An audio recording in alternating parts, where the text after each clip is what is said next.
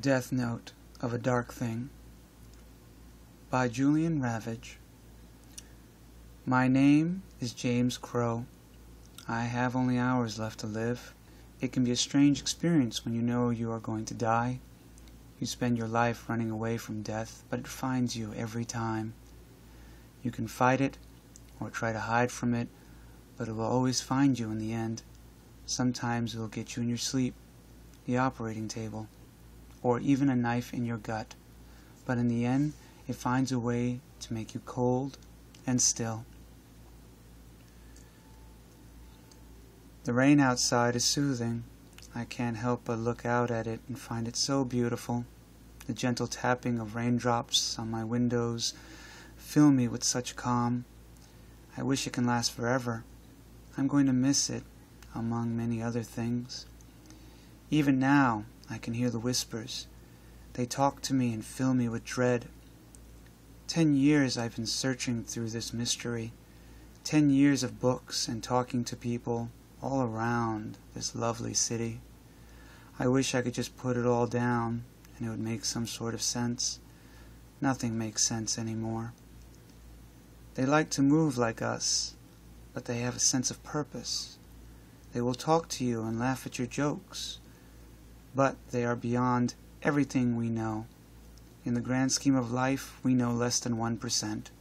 We bury our heads in the sand and hope every day will be a good one. I am terrified of these dark things. It would be simple if these monsters just wanted to kill you and eat you. We could fight that. We have weapons that can kill them. But no, they like to change you. They want you to be like them. They want to infect your mind with knowledge, bring you over to their side so you can work for them, with them. They don't want you as slaves. They want you as equals. They will talk to you, but will not have their picture taken or their voice recorded. They will spend many hours talking over drinks about their way of thinking, of living. This is how they stay hidden. This is why people come off crazy when they try to expose any of these dark things. They will sit down and tell you of their gods with a smile on their face and a drink in their hand, but they will never commit anything to a normal man or woman. They will buy you gifts. They will go home with you. They will perform acts of love or lust, but there will always be something distant about them, something alien and ancient. I still remember when I saw one of them. I was high on acid and stumbling around the city. I was always a seeker of knowledge. No matter what mental state I was in, I had an endless quest to know everything and experience everything. How naive I was. It would have been better if I just stayed in a normal job, marry a nice girl, and raise a few children. Instead, I saw a man in an alley with several black tentacles writhing out of his coat. He had a bored look on his face as the black tentacles held a woman against the wall. She gasped in pleasure. I gasped in surprise. "Don't stop," she said with ecstasy in her voice. "Let him watch." The man laughed as I stood rooted to the spot. I asked myself if this was real or in my head. "It is real," said the man as a tentacle wrapped around the woman's neck and snapped it. I made strange noises as I ran. I wasn't sure if I was screaming, laughing, or crying.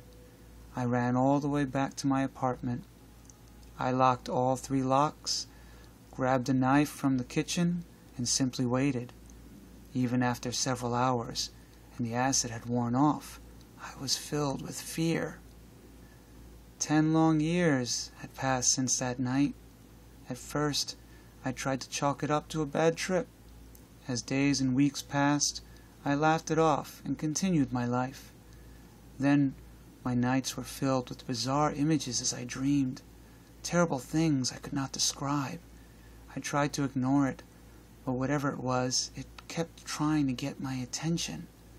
Strange names would surface in my mind. I would write them down and put them in search engines or look them up in books. I found no information on any of the names spoken. Even saying these names felt like I was being watched. I could feel something sinister close by, watching my every move. After a few years, I was buying groceries, when I looked up and stared in horror. Leaving the store was the woman from the alley. I saw her face only for a second before she walked out of the store and disappeared into the crowd. I vaulted myself past the counter and ran out onto the sidewalk. I must have looked like a madman, looking into the faces of everyone walking by. I did catch sight of the woman again. She was getting into a cab. She looked back and smiled. Her neck was normal, not broken. I tried to call to her, but she stepped into the cab and it drove off. Then they started to come to me, whether I was at a party or just walking down the street at night. They came and spoke to me. Damn fucking dark things. They would stroll alongside me and talk about their gods and monsters like I was an old friend. Parties were the worst. Someone I often didn't know would come up to me and ask me which twisted horror god I would worship. They would say those terrible names and look at me like it was the most normal conversation in the world. Soon after, I stopped going to parties. I began alienating my friends and family. I would take long night walks, and they would come to me and ask me strange questions. I felt like I was going crazy, but these dark things would assure me that I wasn't going crazy. They assured me I was becoming sane. Becoming sane was the last thing I wanted if it was continuing down this path. I would rant and scream, asking what they wanted. They just wanted to talk and talk and talk. Since that fateful night 10 years ago, I never did acid or any other drug again. I wasn't sure if this was some twisted nightmare or some complex hoax. The acid couldn't have stayed in my system for 10 years. Could it? Could this all just be some strangers trying to have fun with me? Will there be a moment where they all come out together and yell surprise and tell me it was a decade-long practical joke? I wish in my heart of hearts this was true. They would come to me and hold out a hand. When I looked down, it would be a long black tentacle. There would be no smile or twisted grin on their faces. For them, it was as normal as a person waving a hello to a friend. I can't keep going on like this. Even now, I feel my life draining away. The rain is coming down in sheets. I know my time is running out. It ran out when I had an insane moment and joined several DarkThings for a drink. I went to a bar last night and was trying to drown my fate. A group of people called me from a corner table. I had seen them before. DarkThings, every last one of them. They called me over. It felt like I was visiting old friends. Everyone was drinking wine. I sat and had a huge grin on my face. They all continued their conversation as if I had been there the entire time. They spoke of gods, and sometimes the words took on a warm glow. A glass of wine was passed to me. I drank it, knowing I shouldn't have. I didn't care anymore. Life was not making any sense, and in that space of time, I was fine with it. So I began to leave this world.